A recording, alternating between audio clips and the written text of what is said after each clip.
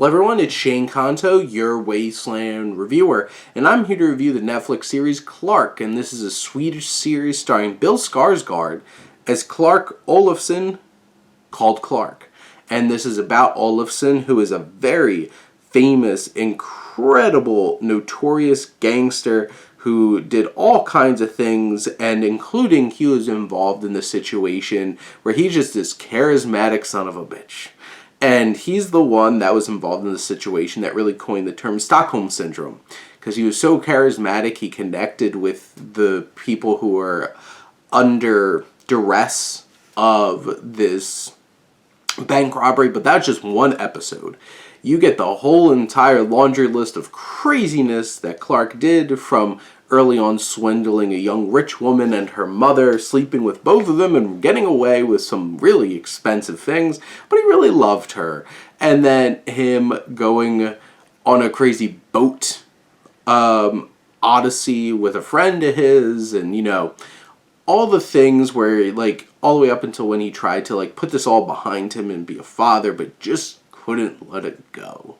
And that's the thing about Olofsson. It's like this story is the story of this person who chased the car.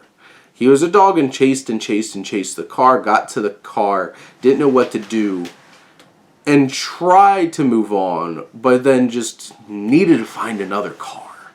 And Bill Skarsgard does a great job portraying this character. He has tons of charisma. He really sells this performance. And there's some other really strong performances along the way. You have Vilhelm Blodgren, who plays this one inspector who's on his tail for most of his adult crime career. But you have Clark, who has a lot of baggage. And I feel like that those elements of the emotions is where it really captures some kind of connection, because besides being a charismatic son of a bitch, Clark also had a lot of trauma as a child, and that makes the audience feel some kind of connection to him. But when it really comes down to it, it's just like, this is a commentary on, like, this series has a lot of fun with itself, and occasionally will actually call him out on all the terrible things that he did. And I think in the end really be like, you done messed up, man. And this is a fun, and it's funny and engaging experience. It does take, like I mentioned, sometimes to actually get serious about it, because I feel like it needs to. And if this series just kept it completely funny, haha, I don't think this miniseries really would have worked in the end. But I do think that this is overlong. Each episode's like a little over an hour, and so overstuffed. I feel like they could have streamlined it at least a bit. But it's a crazy thrill ride of what's the next ridiculous adventure that Clark Olofsson's going to go on. And we're going to be with him, because we can't resist it. And we can't resist him. And that's kind of the point. Why he's so engaging and such a crazy character, and so infamous to this day.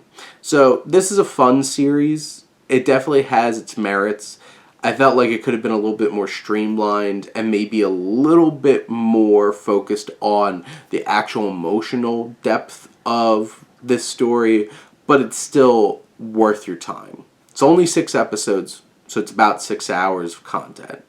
But those are my thoughts on Clark. Let me know what you think, and let's talk some TV. But thank you as always for tuning in and supporting your Wasteland reviewer.